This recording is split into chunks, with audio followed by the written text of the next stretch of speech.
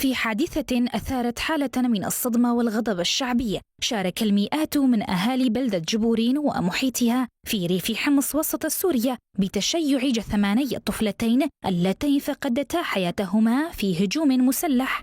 نفذه شخصان على منزل أحد المواطنين المنتمين للطائفة العلوية في قرية قنين العاصي، وسط اتهامات للجهات الأمنية بالتقصير والصمت حيال الجريمة. المرصد السوري لحقوق الإنسان أعرب عن استغرابه الشديد من بطء الاستجابة الأمنية في هذه القضية، مبيناً أن المهاجمين لاذا بالفرار باتجاه قرية الغنط المجاورة دون أن تعلن أي جهة رسمية حتى الآن عن تعقبهم أو فتح تحقيق فوري، ما زاد من حدة التوتر في المنطقة، مطالباً بفتح تحقيق مستقل وشفاف في الجريمة وضمان محاسبة منفذيها.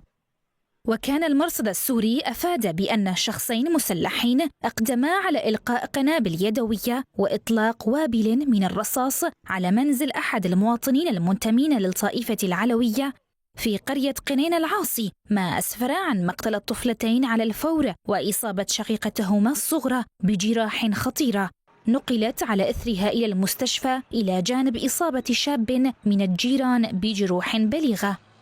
يذكر أن هذه الجريمة تأتي في سياق سلسلة متكررة من الاعتداءات المسلحة التي تشهدها مناطق مختلفة من ريف حمص وسط تزايد الشكاوى من ضعف الرقابة الأمنية وتردي الأوضاع المعيشية والأمنية في عموم المنطقة.